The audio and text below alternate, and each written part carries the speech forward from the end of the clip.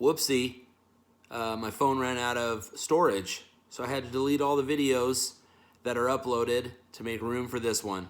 So that last video, chapters 21 and 22, and now I'm going to do chapter 23, the final chapter. Home sweet home were the only words on Matt's mind as he walked into his bedroom.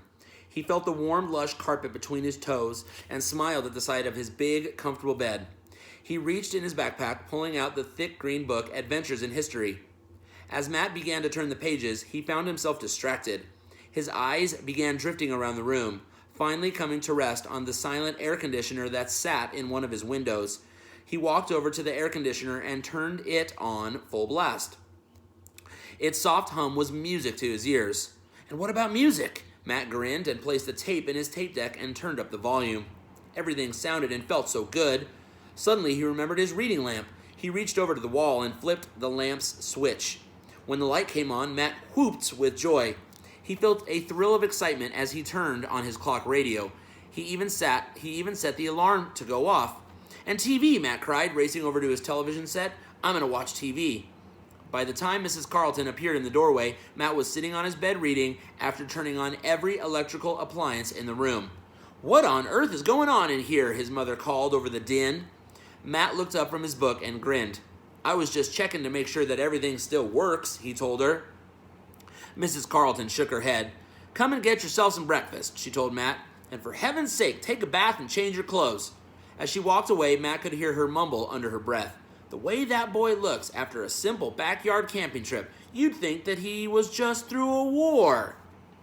That night at the supper table, Matt took a seat across from Katie. Before he could stop her, Katie reached for the sugar bowl and opened the lid. You guys remember about the sugar bowl from the beginning? The corner of her lips turned up as a smile slowly spread across her face.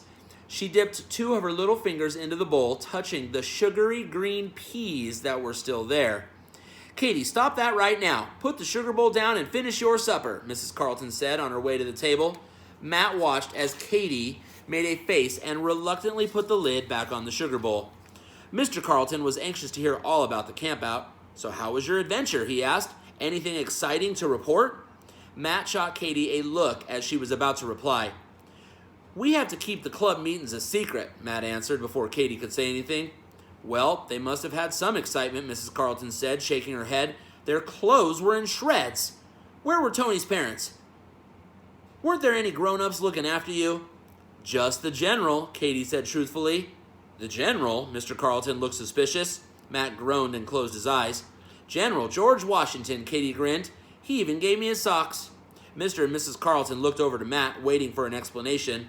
I should have known that she wouldn't be able to keep a secret, Matt thought as he sat squirming in his chair. Now I'll have to tell them everything. The truth is, he began, we were sitting around the campfire reading this book about George Washington and the Revolutionary War, and I remember doing the same kind of thing when I was a boy, Mr. Carlton interrupted. He sat back in his chair and smiled. We would pretend that we were actually living in different times, as if we were really there. It's a great way to use your imagination. So what are you planning for the club's next adventure, he asked. Well, I'm not sure, Matt stammered. I've got some reading to do first. So you ended up with George Washington's socks, did you? Mr. Carlton smiled over at Katie. Weren't they a little big for you? They were real big, Katie told him, so I traded them for some marshmallows.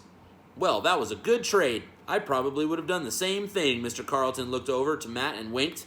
And guess what, Dad? Katie cried. I'm a club member now, too, because I found the boat.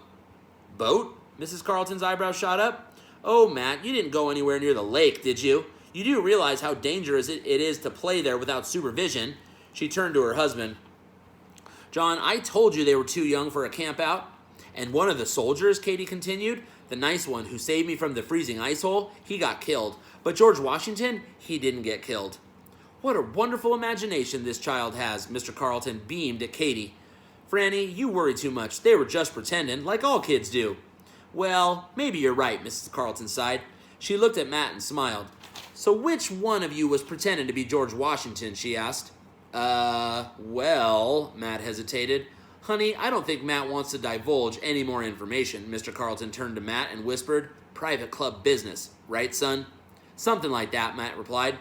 Don't worry, your secret is safe with me, man to man, Mr. Carlton nodded. You did a fine job of looking out for your sister on this campout, and I want you to know that I'm proud of you for including her. It shows that you're becoming a mature, responsible person. Gee, thanks, Dad, Matt mumbled. Don't mention it, Mr. Carlton smiled. Now, son, pass me the sugar, will ya? That's it. The end. Okay, chapters 21, 22, 23.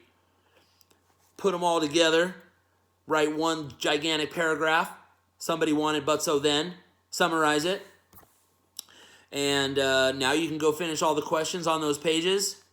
And you guys, huge, huge shout outs to those of you that are doing and taking all of this seriously. I know this is hard. I know this is weird. Learning from home. Watching me read to you on a video when you don't have the book in front of you. And you've probably got distractions. Brothers, sisters, cats, dogs, TVs, iPhones, tablets, computers, right? So to really sit down and make yourself focus during this time is difficult. And I commend those of you that are putting in the time. Somehow, some way, you will be rewarded and honored for your hard work and dedication and focus during this time. I promise. Promise, promise, promise. All right, guys, so that's it. Done with George Washington Socks. I won't start another novel until next week. Even then, I want to give you some more time to finish all this stuff up. And for those of you that keep hitting turn in on the assignments when there's no Google document, that's not doing the work. You're just hitting done, clicking turn in, and there's nothing done. Again, guys, I know this is hard, but please try your best. Please, please, please. For me, for your class, for you, for going to Quail next year, for being a 6th grader, try your best. Just a couple sentences on a Google document's better than nothing, right? I'd prefer paragraphs, essays, vocabulary words. Anyways, 7-minute video. I'm done. Done with the book. These will be on Google Classroom shortly. Oh, and if you didn't already, go watch my 6-minute drumming video. It was awesome.